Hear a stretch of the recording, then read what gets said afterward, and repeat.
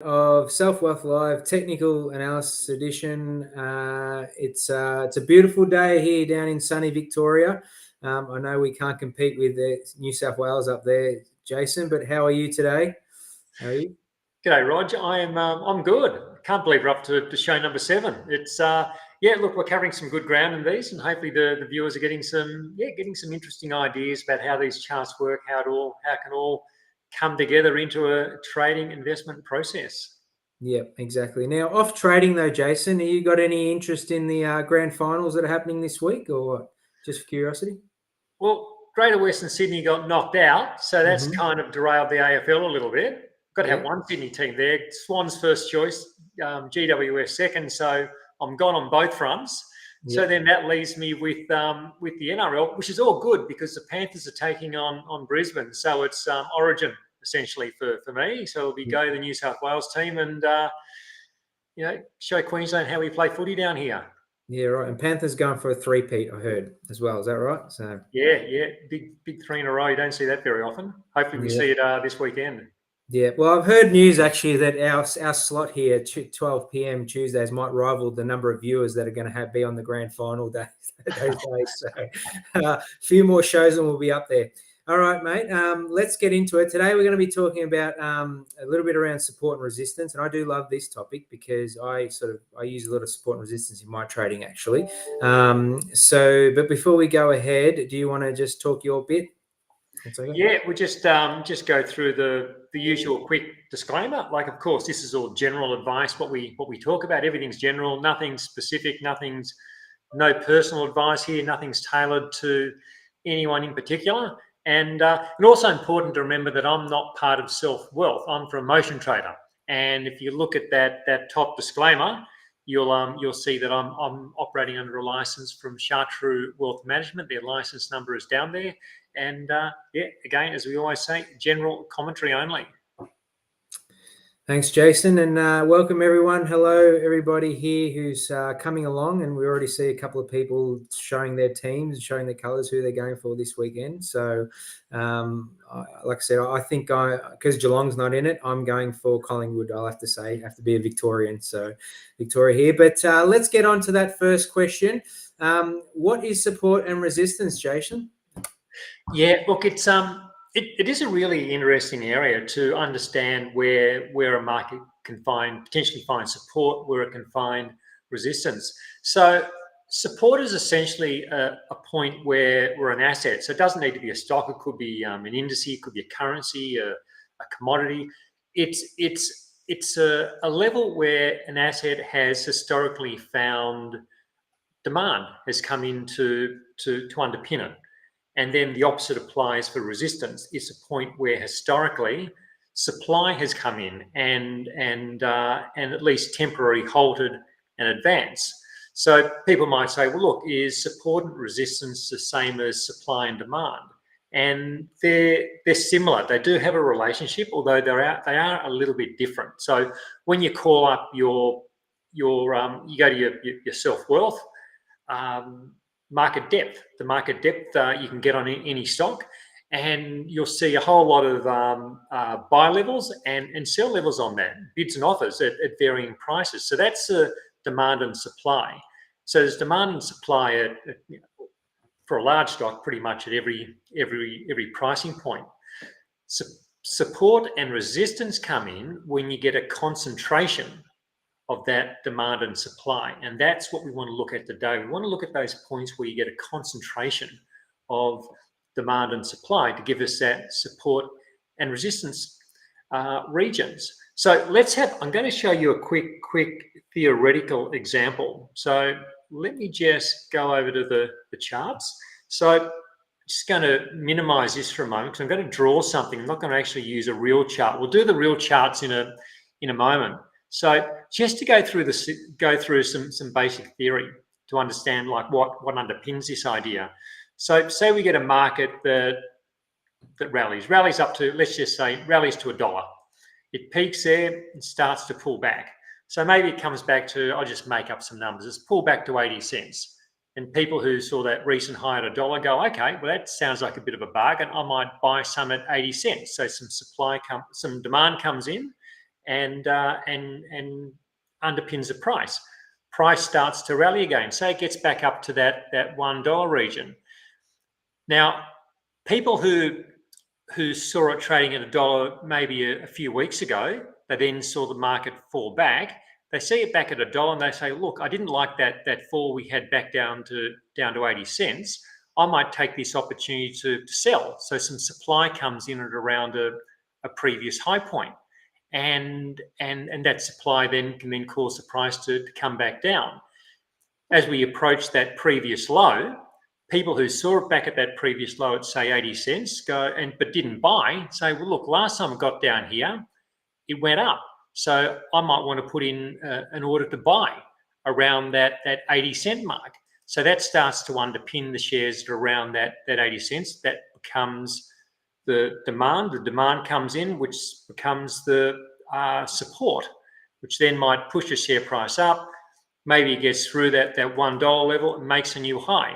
So from that, we can start to draw in our support and resistance. And you can see that you can see when you look at a chart that areas where demand has come in, which provides that support. And then on the top side, you can see those points where supply has come in, which becomes resistance.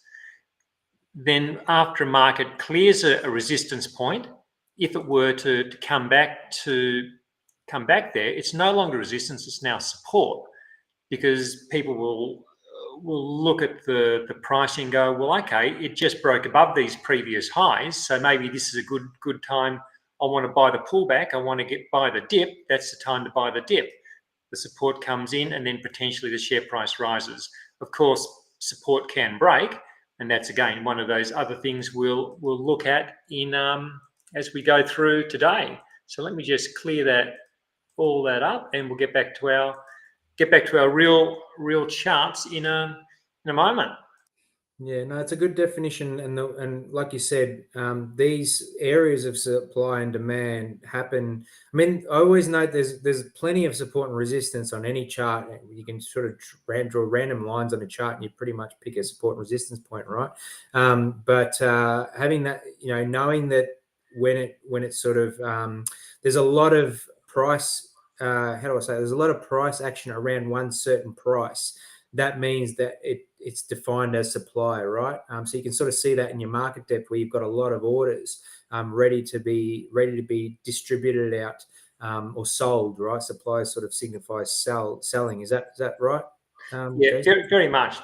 So where you see that supply on the market, well, that's going to be your resistance point. So usually you wouldn't want to be buying just below a point where there's plenty of supply, because we don't know whether the price is going to be able to clear that supply and then move higher. So when we talk about a breakout, it's a breakout above a point where there has been a lot of supply. So that supply is then absorbed into the market and the price moves higher.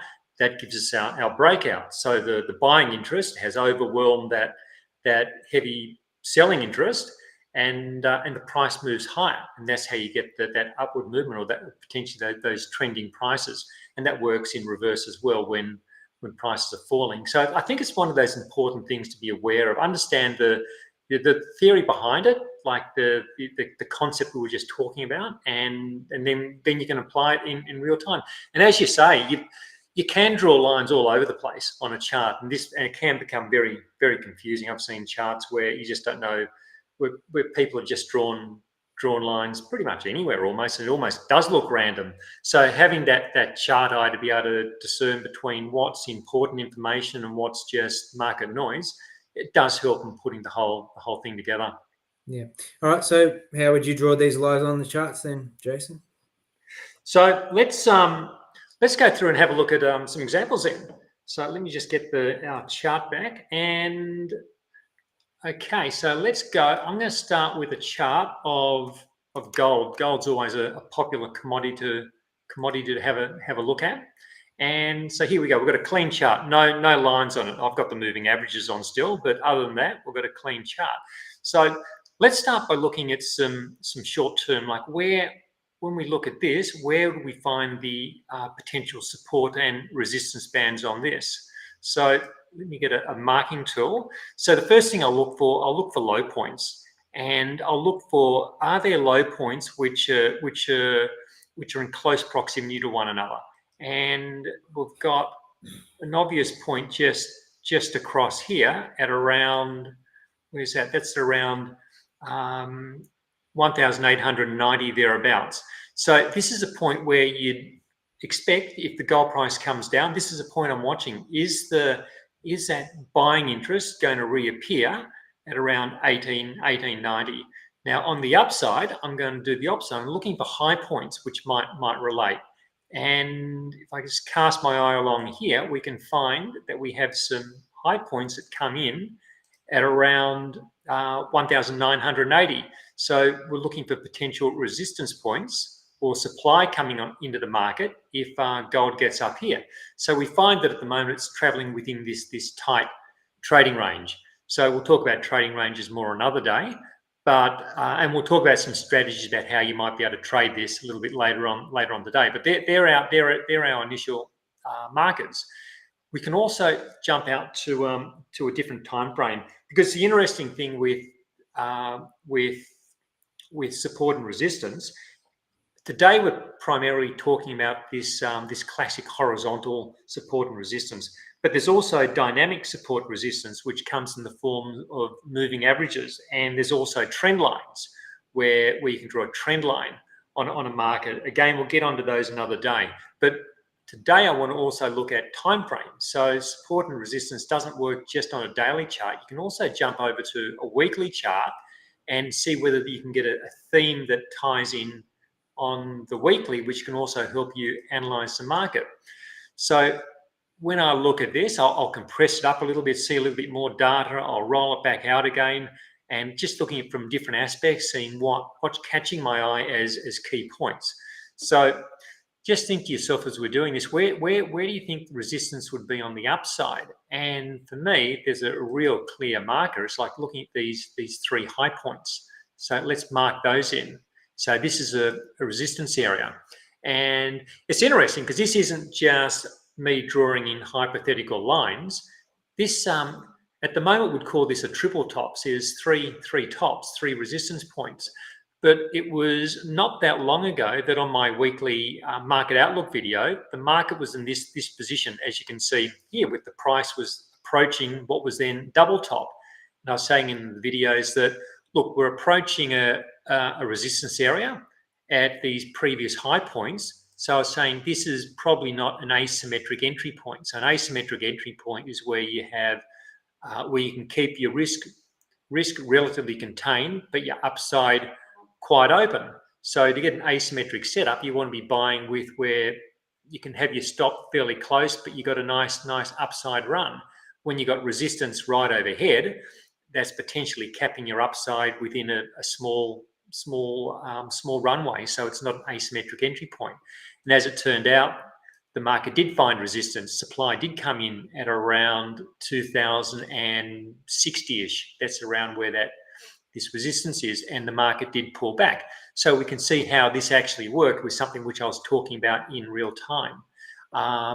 Looking at this a bit further, I can see some points here which look like they'd link up, so I can just draw those in. That's going to be a support point. If the market broke down below this near-term support we have at around 1890, this is a larger support which comes in at around 1800. And just looking at this a little bit further, because it is an interesting chart, because there's lots of technical activity on this.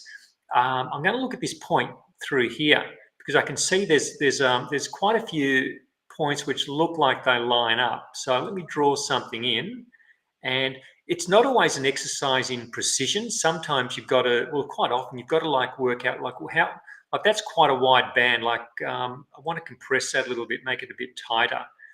I can do something like that. So, and this is something which would have been helpful back in this period, which I'm just highlighting here, when gold was trading below, say around 1360 was the level, because you can see we initially started getting some activity around 1360 back in 2010. Then again in 2013 there was activity around this level. continuing across, you can see there's high points where supply came onto the market, gold couldn't get through.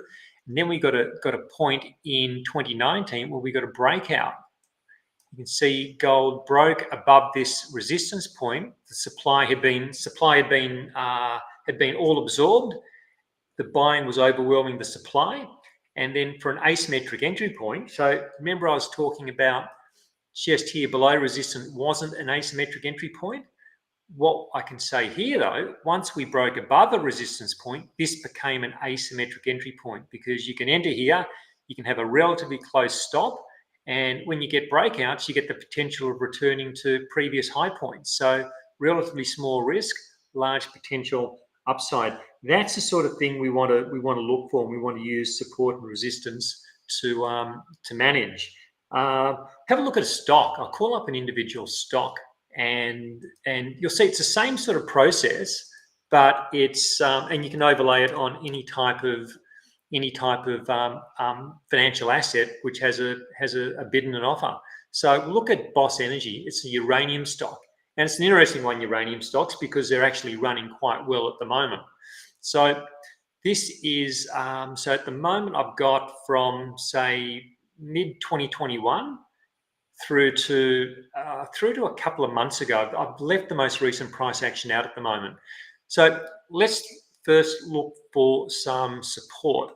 And when you look at this chart, you can see these low points. They all start to line up. So when you see that, you can draw support across.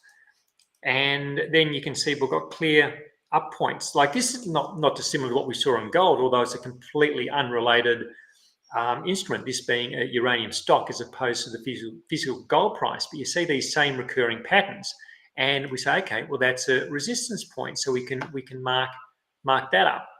And so Boss was really interesting a couple of months ago, because we started to got to the point where the price started to break above the resistance, poked above it, then started to pull back below. So there was a bit of a tussle between supply coming onto the market, demand coming in, trying to push the price higher. But then after the supply was exhausted, you can see we've got this, then we get a really strong move. We get a strong break above resistance. So the supply's all been soaking up. The buyers, the demand is looking for more stock to accumulate, and look how the share price reacts. It's a really strong buying event which pushes the share price higher. I also look at things like moving averages when I'm looking for these breakouts. We've got a breakout, we've got rising moving averages. The price had come back to the averages, so we're bouncing off the averages and breaking resistance at the same point.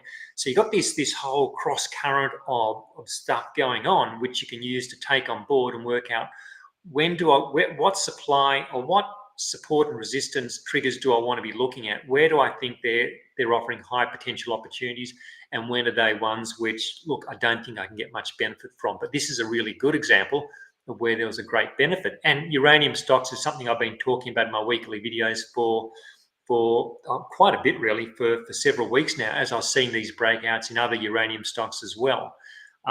One last one before we move on. I'll look at, let's just have a look at, I'll show you one on the downside. So this was in the news a lot recently, this stock, Chalice Mining. It's an interesting one because it's one of the boom stocks. So just compress this a bit. It was a boom stock during 2020, 2021, and it's really come apart over the last couple of years. And so you look at this, it was really interesting. I mentioned this in my YouTube Outlook video about 3 weeks ago. I said, look, this was an avoidable event. There's no reason somebody should have been stuck in this stock. And someone came on in the comments and said, how can you say that? Nobody knew management were going to do a rights issue or something along those lines. And you don't need to know. You don't need a crystal ball to what management's going to do or what's going to happen. You're just following the price action and being aware of potential areas of danger. So looking at this now, that same process, what can we line up which seems to be of relevance? And if I take this point here from October 2021 and I run a line across, you'll see that it's going to intersect with a number of areas. So we've got support at this point. We've got support coming in. There's a little bit of overshoot, but then it quickly rebounds, comes back in 2022 and breaks. And then we've got, this didn't really quite get up to the resistance point. This briefly paused and then bounced off it. Then it comes back, found support, comes back. There's enough buying interest here to halt the initial decline. We get a bounce, but then we break through it. And now I'll look at something like this and go, okay, look, we've broken support. We're below moving averages, which are declining. This is a risky situation. This is not a situation I want to be in. And this is where, and for a couple of weeks, it just sat here, sat below that previous support, which now becomes resistance. And then this is when you can say to yourself, look, this looks like a high risk situation now. Is it worth holding and hoping for a rebound to get through resistance, to get back through the averages? Or should I just cut this stock and move on? And my thinking is it was a clear case of cut it and move on. And that's why I say this free fall situation was avoidable. So yeah, look, it's just interesting how you can use this support and resistance to identify the key areas, and then the strategies you can use to manage the risk when prices are falling to the downside, or what you can do when they're breaking to the upside, and understanding that supply demand mechanism behind it, which is driving the share price. Yeah, it's interesting that chart you just brought up there, and maybe you've answered this, but how do you know, like when the price is falling, how would you know when it's time to sort of get out? Are you looking for something else on the chart, or are you looking for the break of a previous high, or how far would you go back to measure, where that area of support is for it to be broken? It depends how you're managing your exit strategy. Like you might be using a trailing stop loss, which might be a calculated exit. So that's what I'm using a lot of the time. I'm using a calculated trading stop. So I'm using a stock's daily volatility as a key metric in that calculation. So I'm often not looking for the support and resistance on the chart. I'm not so often looking for the support on the chart for my exits. I'm using that calculated level. So there's different ways you can approach it. But if a stock's breaking support, it's below the moving averages, and it's approaching a trailing stop, well, I'm getting ready to close that position out. They're the times when a stock becomes most vulnerable. It's there's always discretion involved in putting in on those support levels and working out which ones you're going to follow. That's why I like to couple it with things like moving averages. And I'll ask myself, okay, it looks like the stock looks like it's breaking a previous low point. It looks like there was a cluster of supports around there. It's also below the moving average. So for me, that will indicate this is a high risk situation of a stock which could go into a tailspin or could trend lower for a considerable period of time. So yeah, it's about pulling a few of those things together and then making your decisions around that. But we want to be playing with the odds in our favour. Holding stocks below support, below moving averages are not in your favour. Of course, things can rebound, but the odds don't favour that. Holding stocks when they're above support and pulling back to moving averages, that's another situation where there's a good chance you're going to get a rebound off those. And that's a situation where you do potentially want to hold. Yeah, no, I think you've answered my question. Actually, you're using those three sort of factors, and you're looking at those, and that's it's a good way to look at it, I think, Jason. So, is there any psychological factors that influence support and resistance? Yeah, it's the psychological part is quite interesting because it's round numbers are a real thing when you're looking for support and resistance. So say if I'm going to place an order to buy a stock, let's say, for example, the stock's trading $1 and I've got an order to buy a stock which is maybe trading at $1.04. I think I can get it a few cents cheaper. I'm more likely to put my buy order at $1.01 rather than $1.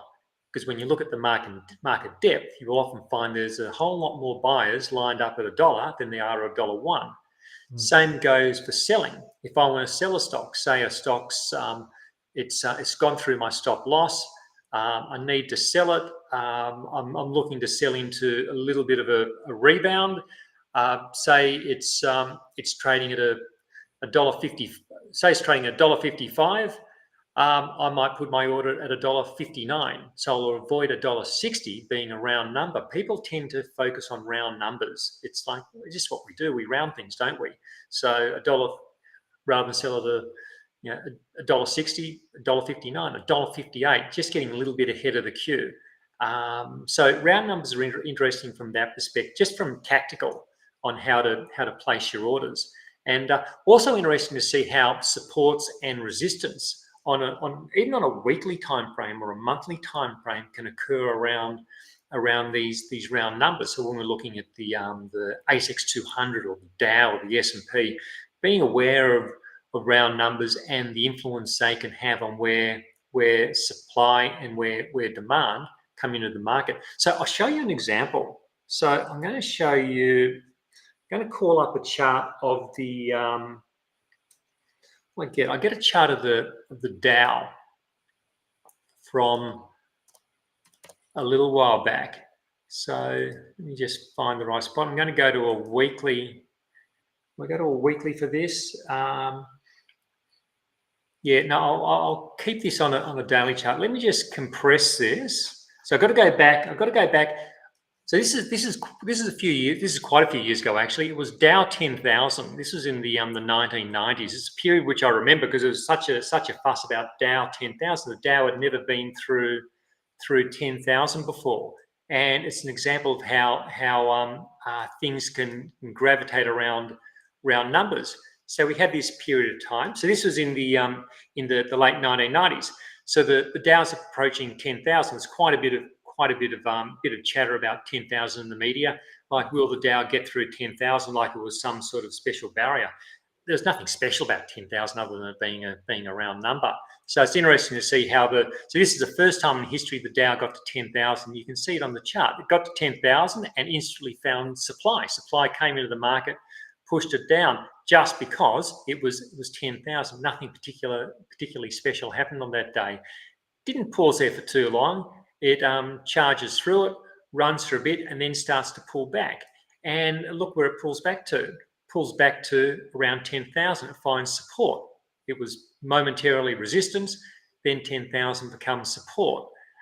Move through time a bit, and you can see this 10,000 region becomes quite a support zone. So let me just compress this, and I'll put some lines on the chart so we can see it clearly.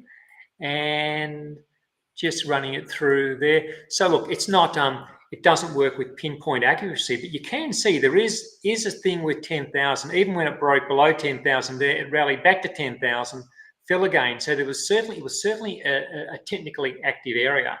And it's interesting going back even further. Let me just go to a weekly chart for this. And because the same thing happened a couple of decades earlier around 1,000. So let me find 1,000 on the chart, and you can run the line through here. And so this is during the late 60s through the 70s. 1,000 was this mystical barrier which the market couldn't sustain a run through. And then when it did eventually break through, off it went.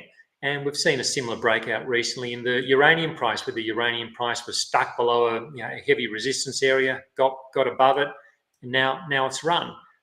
So look, it's just interesting how these round numbers can play into things, and this is all psychology. And I'll show you another example of round numbers on an ASX stock currently.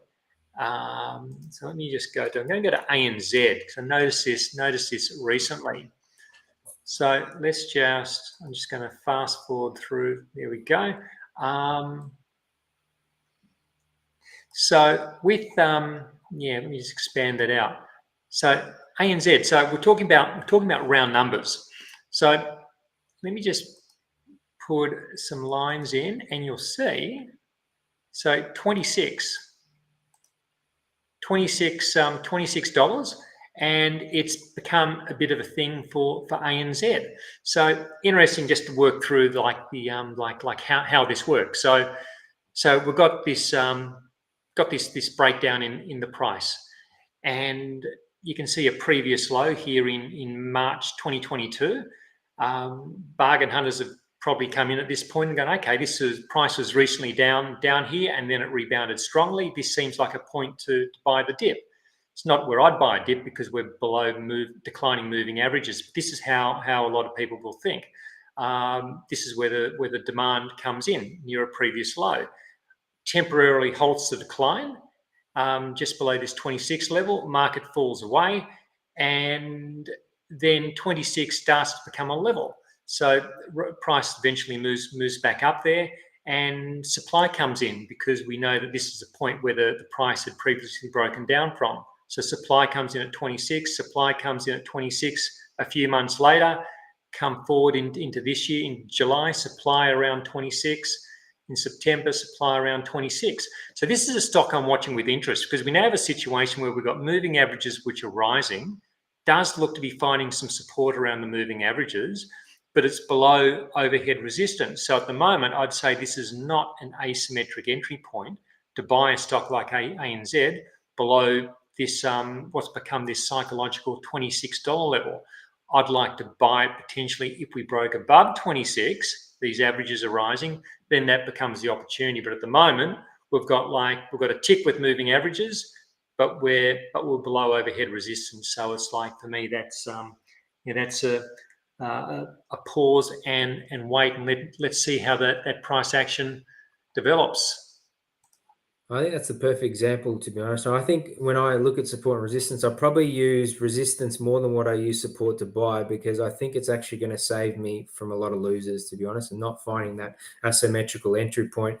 And generally, I'll always find some resistance pretty close to where I'm going to buy, right? So I think that was the perfect example of a lot of people that wouldn't use that as an indicator to say, hey, this hit $26. For whatever reason, ANZ has got to do a lot more to be able to break that $26 barrier there, right? So, and it's the same, you can see that on the ASX, in the ASX 200, right? It's been hovering in a range between 7,000 and 7,500 for the last 2 years, right?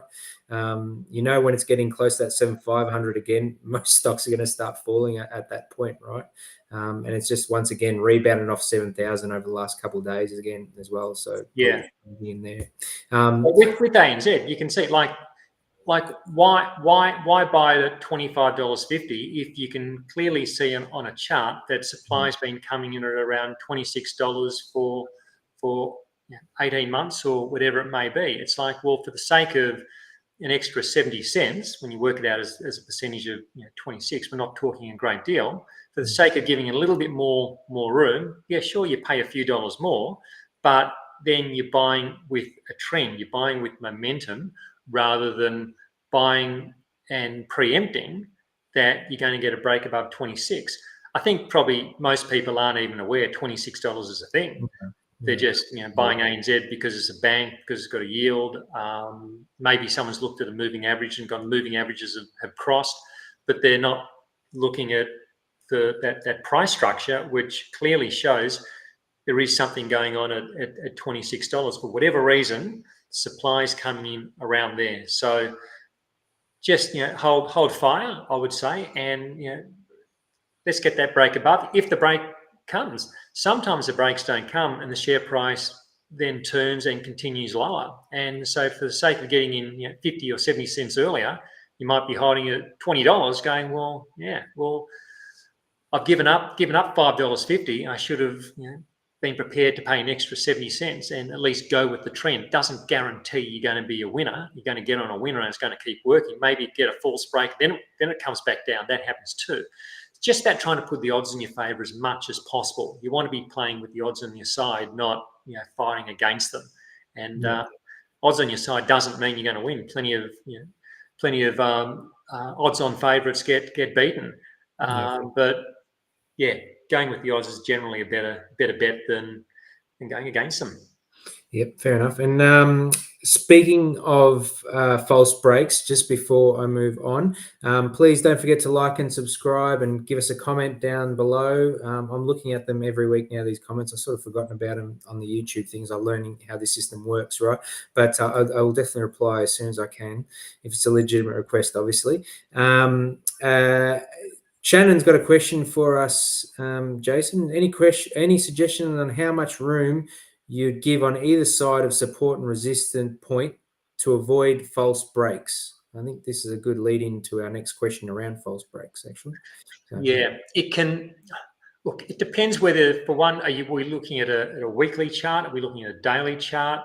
It's often not just a single level. Like even in that ANZ example, I've said 26 is the hot point, but it's not exactly 26. You look, it was sort of like I had a band, which might have been maybe it was 10 cents wide, because these points don't all. It's not like a textbook example where everything lines up exactly in real time when you're looking at these things.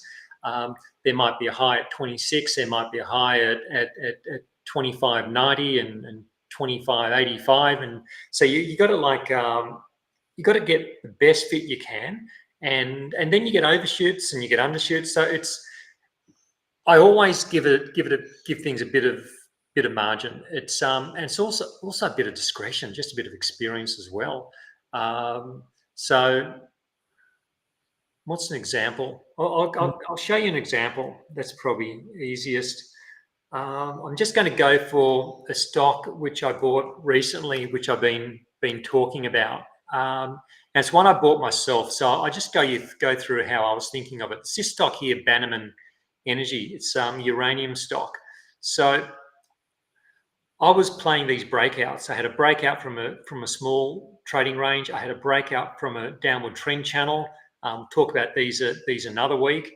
And I bought my stake as about $1.82. So I bought the run up. I'm thinking, now where am I going to put my stop? So I looked at the first thing I did. I looked at the previous low. So we had a. No, it's not that one. That's I looked at this point here. We had a low there at a dollar, about $1.60, and I then got my measurement tool out and measured down. So that was about 12%. So I figured, okay, I don't want to have it just below there because it's too easy to trigger. I'm going to give it a bit further. So I gave it about. I didn't actually set this as a live stop. It was sort of one in my mind, but I gave it thought, look, I'll give it about 17%, give it down to about $1, down to around about $1.50. So I've got, look, I've added an extra 3 or so percent below where I thought there was like a structural support point. Because I know markets can just dip. Like you just look at this example here. We've got a structural support at $1.51, and it just dipped below it to $1.46, and then it bounced. So rather than having a stop just below a previous low, I'll give it a little bit more room to move to try and head off a dip and then a bounce back. Because often you see this, you get a dip below, clean out some stops, and then it runs. You can't pinpoint this every time. Sometimes it will clip your stop. Sometimes it'll just miss. You got to do the best you can. But I think it's better to find some sort of mark and so you can say, look, I do have an exit point. I am using, rather than just coming up with, I'm going to risk $1,000 on this, so I have to. I'm going, rather than saying I'm going to buy 1,000 shares and risk $1,000. There's nothing structural around that. They're just numbers you've come up with. So I'll measure things. I'll look for a structural support zone. I'll give it a bit of movement, and then I'll work out, look, how much can I buy based on how much I want to risk, and that's how I'll come up with these things. And then it's a lesson from another day. Let your profits run. I'm still holding my Bannerman shares. They're up something like, I think it's with today's gains, something like 60% since August. Also, a motion trader stock, all those gold stocks, Boss, Bannerman, Deep Yellow, Paladin, they're all motion trader stocks because it's momentum. We're buying breakouts and we're letting the momentum run. So you can get the free trial of motion trader to see this stuff for yourself just in the description section below. But it's buying the breakouts, letting the profits run, having supports, knowing where your exits are. It all comes together to create that overall trading process. It's not just one thing; it's a combination of things, and that's what these videos are all about. That combination of things that bring it all together. Yep, exactly as you said, mate. I think the idea is for us to also teach people the theory once again, and not just get all the signals and give them the fish, right? So it's really important to understand how those signals are generated, or how you yourself can generate your own signals, right? And work out your risk that's associated with it. So another question here. Oh, do you have another example? So before we move on, do you have another example of a false break? Like, can you get false breaks? False breaks are really interesting. They're actually one of my favourite contrary indicators, the false break, because it can they're a real sign that something's not right. When a market breaks either a support or resistance and then can't sustain the move in that direction, it can be a real sign that either the buying's exhausted or the selling's exhausted, and you're going to get a strong move in the other direction. So I'll show you an example, and this is one of my favorite false break examples. It's in the Russell 2000. This is a US stock index, and let me just find it here. And so I've already got lines marked on this because I talk about this in my weekly market outlook. Quite often, every week or two, I'll touch on the Russell because the small caps are a really interesting area of the market. So before I go to where I'm going, this is relevant to what we're talking about, because I've actually got a resistance point marked in here. You can see the horizontal resistance. You can see the resistance or the support at the bottom, and it's in a trading range. And just in the last week, the Russell broke below what was a support, so that now becomes a resistance. So all these interesting things which occur on these charts. But that's a little bit off topic because we're looking for the false break. So I'm going to move this along. I'm going to go back to this period just in here. So this was stocks were still running from that big rebound we had from the March 2020 low. And then we went into a period during 21 where the small caps, the Russell, started to move within this big trading range. And you can clearly see the supports. So you can see all these lows. So I look at those lows and I go, okay, let's get some sort of line on. Let's see whether they all line up. And they do. So we had a good support band. Then you can see the same on the top side. You can see a whole series of highs. So let's put something in there. And so this is something I was very much talking about at the time. I said, okay, we've got this clear band in the Russell. Which way is it going to break? And that'll give us our next trend, a next trending indicator. And so a bit of time passes and we get a break to the top side. And so what I said in my weekly videos, I said, look, we've got a breakout in the Russell. We've got the moving averages are starting to gain upward momentum again. Price is broken to the upside. The path of least resistance is higher. We want to maintain our long position in stocks. But a little bit of time passed, and before you know it, we'd broken back down beneath. So this was a false break, very clear false break, and we were below the moving averages. And this is when I essentially said, look, all bets are off. The momentum to the top side has failed. We're now below the moving averages. Now time for caution. There could be a trend change in play because when you don't get follow through buying after a breakout, as I say, it's telling you something else could be happening. And as it turns out, that's very much what happened. Came back down, started finding support at the base of that range, got a bounce back to the moving averages, then came down and broke below support. So now this is now a clear sign that we need to be out of this market. This is now in a downtrend. We're breaking down below moving averages. Not a time to be buying the dip. It's a time to be selling the rally. And we did get a rally back up to that old support, which is now resistance. So there is often opportunities. Everything doesn't happen like the COVID crash.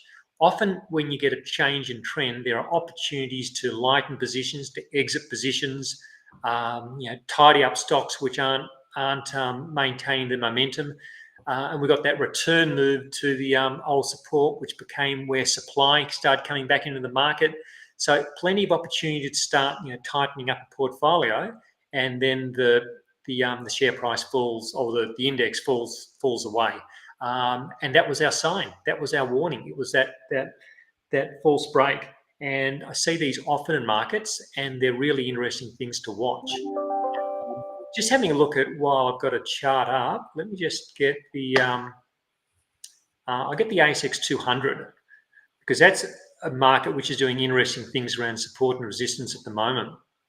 So I've already got it marked up because I talk about it each week in my weekly outlook videos. You can see where I've got the resistance drawn in on the top. We had a false break in July. Market couldn't gain traction above there. It started to come back down. It was a sign that market was going to fall back towards the lower end of the range, which it did. We also had a false break on the downside in July. Couldn't sustain on the downside. Market rallied back up. Now we're in a really interesting position.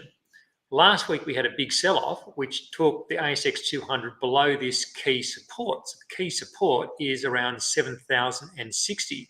And I say around because it's not a precise level. You can see these low points are in different positions, but they're all clustered around the same sort of vicinity. And I'm using a round number myself, as I spoke about earlier, 70,000 or 7,060. So I've had the breakdown.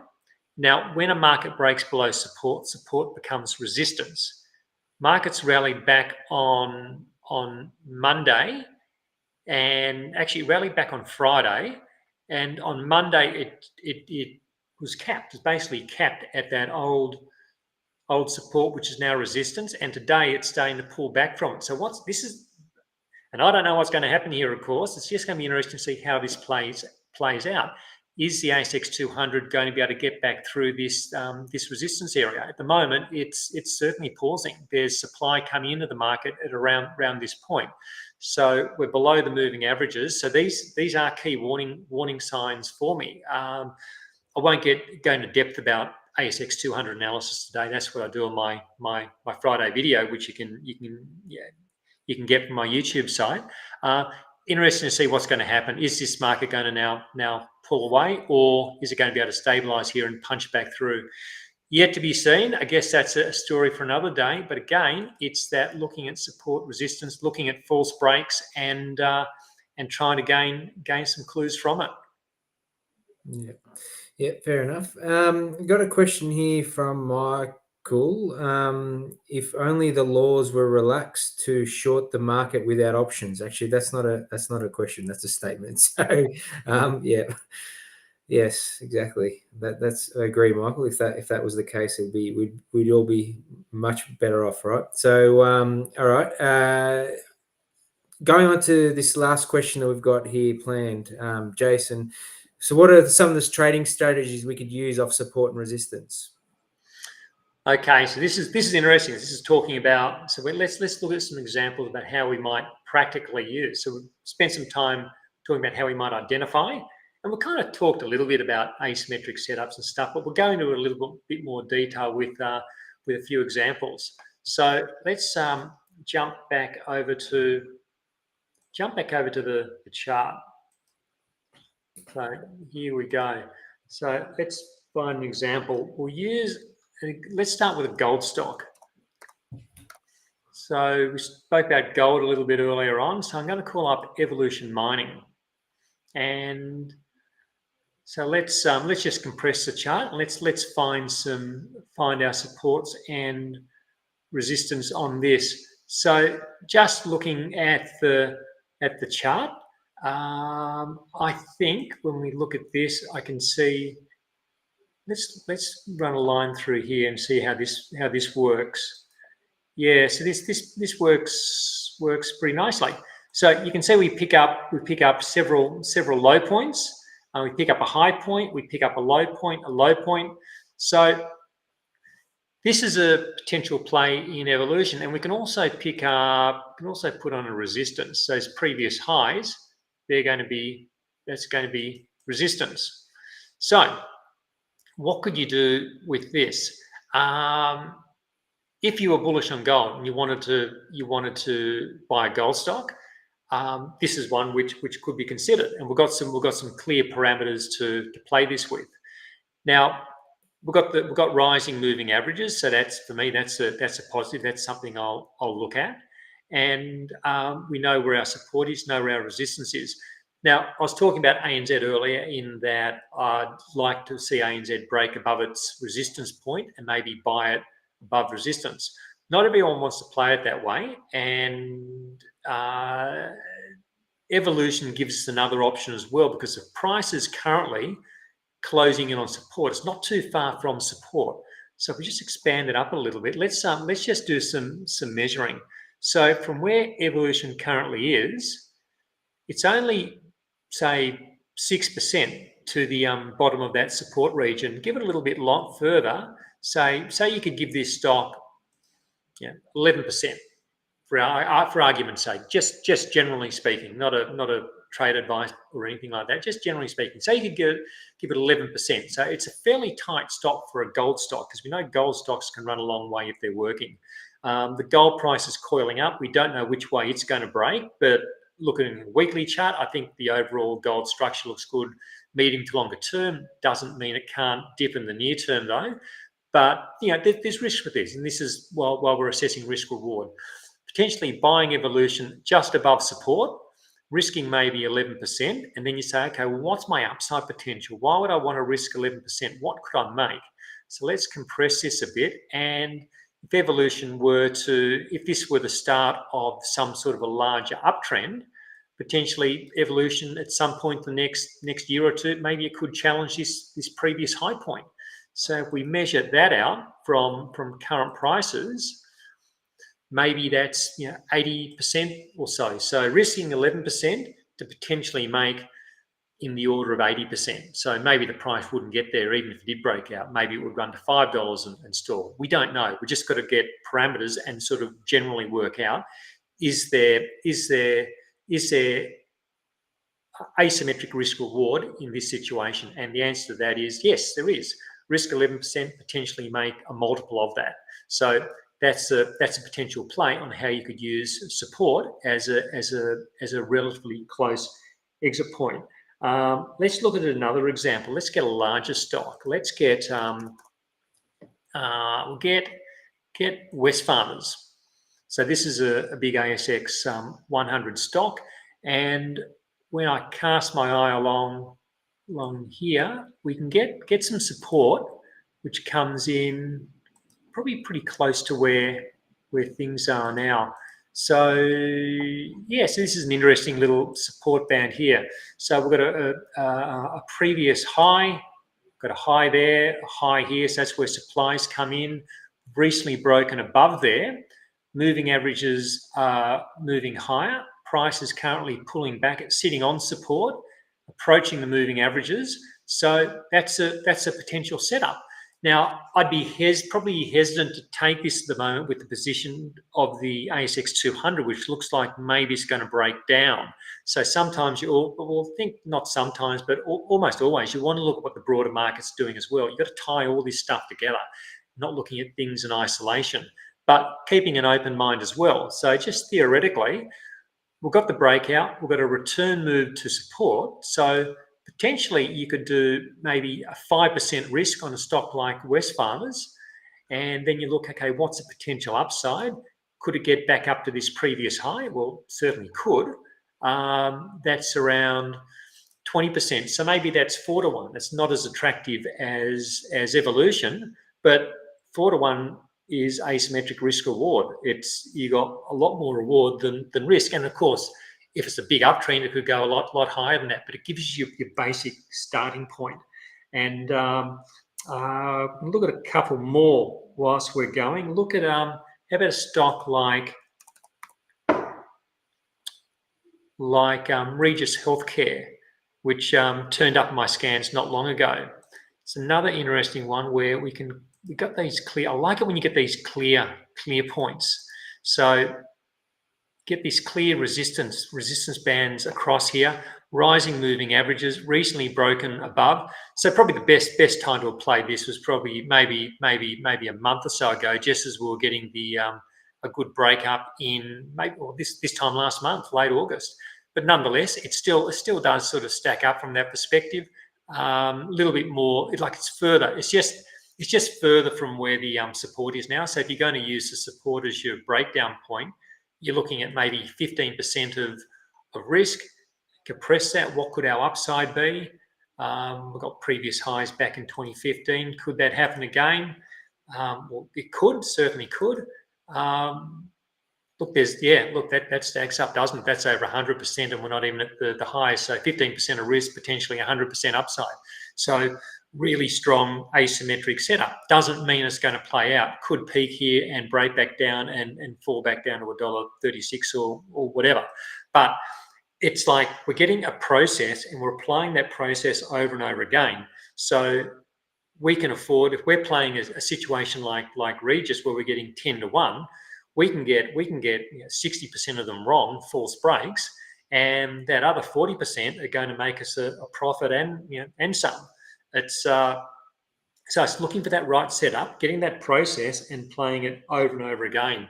So plenty more examples. I could do this all day. There's lots of really interesting stock that come up in my scans. So and that's the other thing. Like, it's all well and good to put these support and resistance on, but like there's 2,000 odd stocks in the market. There's a lot to go through, and so that's really what I'm doing by doing the scanning the market. So I'm scanning the market. I'm looking for the momentum triggers. I'm looking for the price breakouts, which I can find through the algorithmic scans, and then I can look at the individual stock charts and go, okay, like where's the support and resistance? Am I breaking resistance?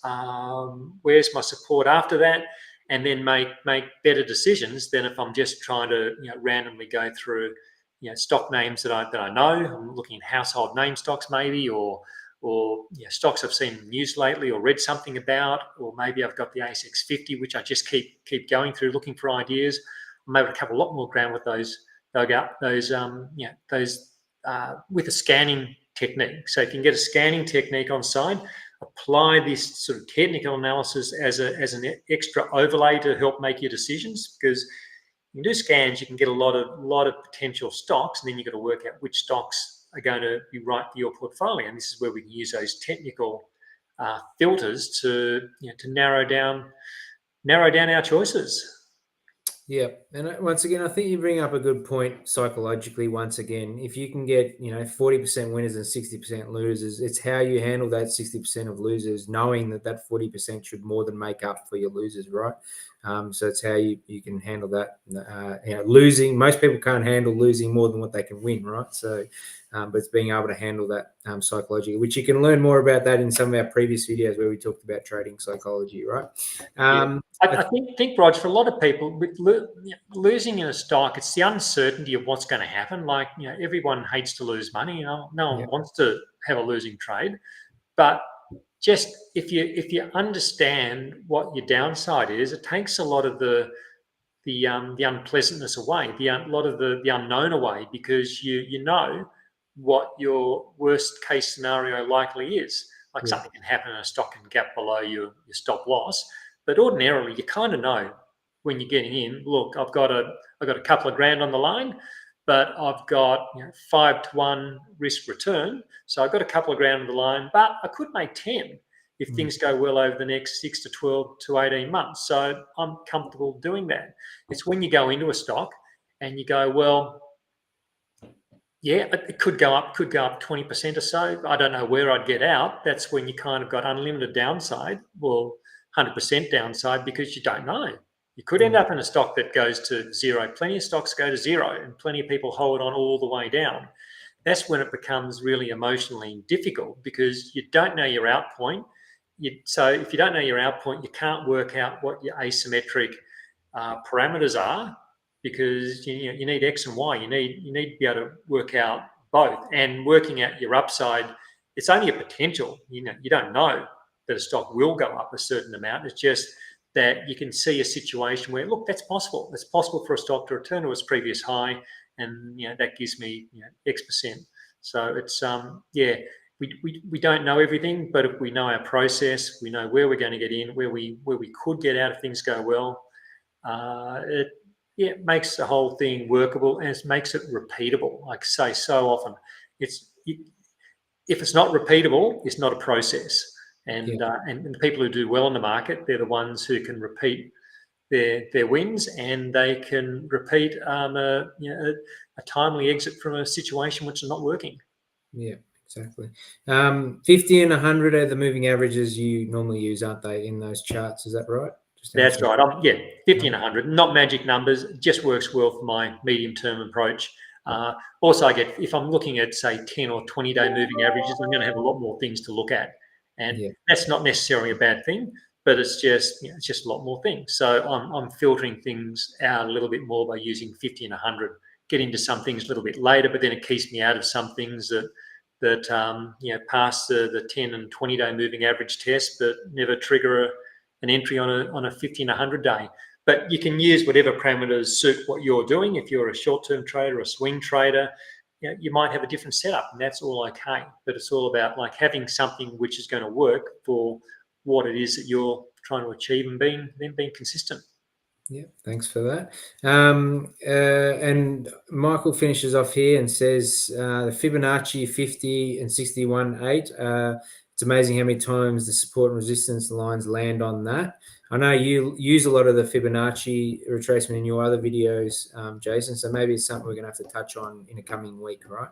The Fibonacci's are really interesting. It's but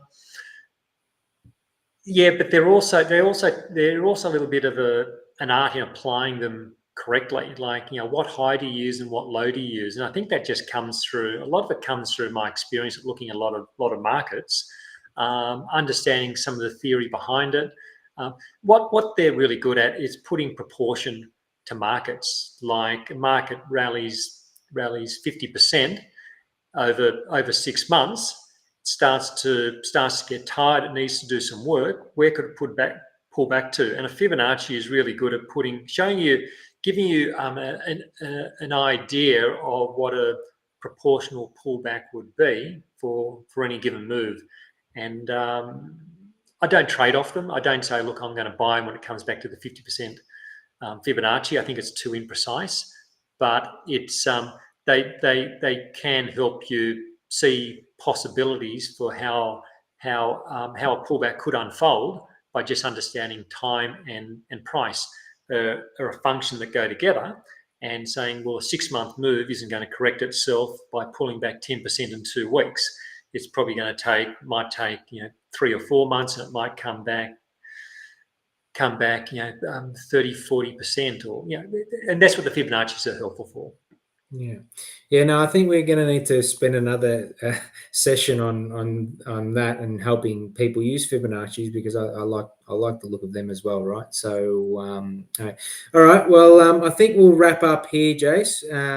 Thanks again for your time. Once again, everyone, thank you for your time. Just remember that anything we say or do on this is just general educational purposes. We're not giving any advice, or we're not saying you go out and get any of the stocks that we mentioned on this show. All right. So, but we do appreciate you coming, attend, and learn.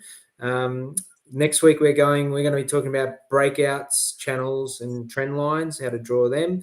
Maybe we can add in a bit about Fibonacci in that as well. All right, Jace. So thanks very much, mate. Much appreciated as always.